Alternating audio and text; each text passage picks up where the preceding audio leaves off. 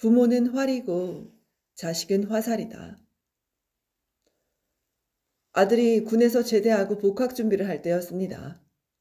복학 신청을 하려면 무엇보다도 등록금을 내야 하는데 납부 기간이 지나도록 아들은 등록금을 낼 생각을 하지 않았습니다.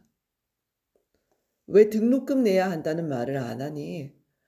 내가 궁금해서 묻자 아들은 복학 신청을 했는데도 학교 인터넷 사이트에 등록금 고지 내용이 뜨지 않는다는 거였습니다.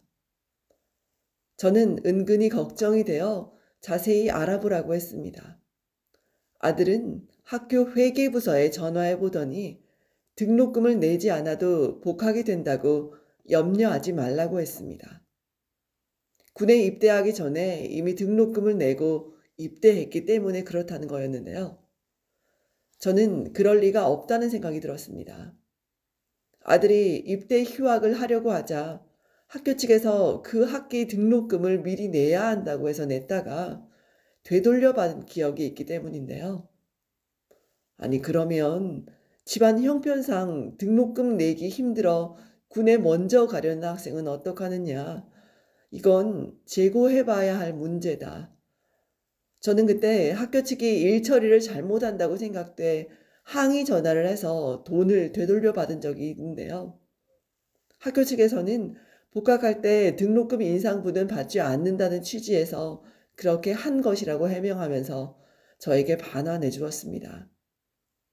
그래도 혹시 내가 잘못 기억하는 게 아닐까 싶어 지난 통장을 찾아보자 분명 입금이 확인되었습니다. 아들이 입대한 뒤에 입금되었기 때문에 아들은 그런 사실을 미처 모르고 있었던 거죠. 아니다. 돌려받은 게 분명하다. 등록금을 내야 한다. 말은 그렇게 했지만 한순간 제 마음이 흔들렸습니다. 학교에서 내라고 하지도 않는데 이대로 내지 말고 그냥 지나가 버릴까 하는 생각이 들었습니다. 학교 담당자가 등록금을 받은 사실은 기록해 놓고 반환한 사실은 누락시킨 게 분명했습니다. 이미 그렇게 전산 처리되어 있기 때문에 잘못이 드러날 까닭이 없었는데요. 안 내면 안 내는 대로 아무런 문제가 발생하지 않을 수 있었습니다. 설령 나중에 드러난다 해도 그때 내면 그뿐일 사항이었어요. 말은 하지 않았지만 아들도 한순간 그렇다면 굳이 낼 필요가 없지 않느냐 하는 표정이 보였습니다. 그렇지만 이내 그런 생각을 지워버렸습니다. 아버지인 내가 부정한 모습을 보이면 아들이 앞으로 부정을 긍정하면서 살아갈 수 있겠다는 생각이 들었는데요. 그래서 아들한테 분명한 태도로 말했습니다. 이건 담당자의 실수다. 남의 실수를 악용해서는 안 된다. 무엇보다도 내 아들인 네가 복학해서 다시 공부를 시작하는데 아버지인 내가 그런 잘못을 저지를 수는 없다. 항상 올바른 태도를 지니고 사는 게 중요하다. 저는 아들에게 담당자를 찾아가 언제 얼마가 학교 측 명의로 제 통장에 입금되었다는 사실을 확인하게 하고 다시 등록금을 납부하도록 했습니다. 지금도 그때 일을 생각하면 아찔한데요. 당연한 결정이지만 얼마나 잘한 일인지 참 다행이다 싶을 때가 있습니다. 만일 그런 사실을 숨긴 채 등록금을 내지 않고 복학하게 했다면 아들 앞에 두고두고 얼마나 부끄러웠을까요? 그렇게 속에서 대학을 졸업하게 해서 아들이 사회에 나가 무엇을 해주기를 바랄 수 있겠습니까? 한때 그것은 일상의 사소한 일로 여겨졌지만 세월이 갈수록 인생의 중요한 일로 느껴집니다. 부모는 활이고 자식은 화살이라고 했습니다. 화살이 관역에 명중하기 위해서는 활의 정확도가 결정적 역할을 합니다. 안정된 자세에서 정확한 방향을 향해 화살을 힘껏 쏘았다 하더라도 그 순간 활이 흔들리면 화살이 제대로 날아갈 리 없겠지요. 부모는 어떠한 상황에서도 흔들리지 않는 활이 되어야 합니다. 부모의 삶의 태도는 곧 자식의 삶의 태도를 결정짓습니다. 저는 화살인 아들에게 아버지라는 활로서의 바른 자세를 보여준 게 얼마나 다행인지 모르겠습니다. 만약 제가 잘못 만들어진 활이라면 아들 또한 잘못 날아가는 화살이 될 게 뻔하기 때문인데요. 이미 잘못 날아가는 화살을 활은 더 이상 어떻게 할 수 없습니다. 제가 부모로서의 활의 구실을 제대로 할 수 없었다면 화살로서의 아들도 어쩌면 바람직하지 않은 삶의 방향으로 날아가 버렸을지도 모르겠습니다. 그래서 저는 요즘 아들 앞에 항상 떳떳하고 당당합니다. 아들 또한 자기 자신과 이 사회 앞에 늘 당당한 태도를 지니고 오늘을 살아가고 있을 것입니다. 언젠가 지나가는 말로 제가 아들에게 너라면 그런 상황에서 어떻게 했을 것이냐고 물어보자 아들이 당연히 등록금을 내야지요 하고 말했습니다. 저는 그 말을 듣고 얼마나 기뻤는지 모르겠습니다. 화살이 멀리 날아가려면 활의 몸이 많이 휘어져야 하는데요. 가장 멀리 날아간 화살은 등이 가장 많이 휜 활에 의해 날아가는 화살입니다. 부모라는 활이 자식이라는 화살을 성공이라는 인생의 하늘 속으로 멀리 날려보내려면 부모의 몸과 마음 또한 크게 휘어져야 할 것입니다.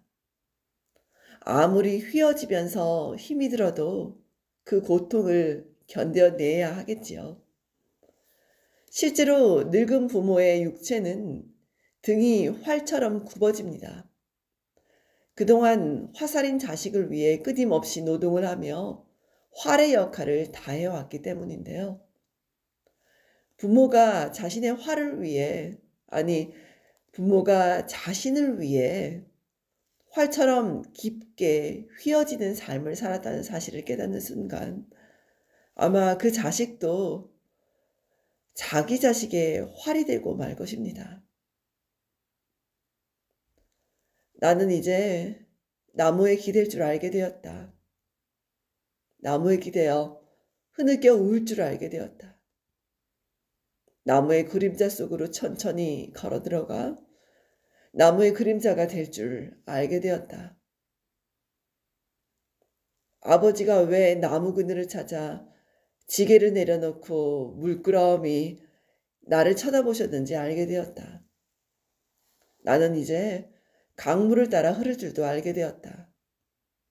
강물을 따라 흘러가다가 절벽을 휘감아 돌 때가 가장 찬란하다는 것도 알게 되었다. 해질 무렵 아버지가 왜 강가에 지게를 내려놓고 종아리를 씻고 돌아와 내 이름을 한 번씩 불러보셨는지도 알게 되었다. 이 시는 아버지의 아들이었던 제가 두 아들의 아버지가 된 뒤 쓴 아버지의 나이라는 제목의 시입니다. 저는 이 시를 쓰면서 비로소 제 아버지의 사랑을 이해하게 되었습니다. 이상 내 인생의 용기가 되어준 한마디 책을 낭독해 보았습니다. 부모는 활이고 자식은 화살이라는 말을 꼭 기억하고 싶은데요. 화살이 관역에 명중하기 위해서는 활의 정확도가 결정적인 역할을 한다는 말이 너무나 인상 깊습니다. 안정된 자세에서 정확한 방향을 향해 화살을 힘껏 쏘았다 하더라도 그 활이 흔들려서는 화살이 제대로 날아갈 수가 없겠죠. 그리고 부모라는 활이 자식이라는 화살을 성공이라는 인생의 하늘 속으로 멀리 날려보내려면 그 활이 많이 휘어져야 된다는 말이 인상 깊습니다. 그렇게 휘어지면서 아무리 힘이 들어도 그 고통을 견뎌내야 한다는 문장도 제 마음에 박힙니다. 아이를 키우고 있는데요. 그 아이라는 화살을 인생에서 정말 성공적인 방향으로 잘 쏘기 위해서 제가 어떻게 행동해야 할지 이 글을 통해서 크게 배웠습니다. 오늘도 좋은 날 되십시오, 여러분. 고맙습니다.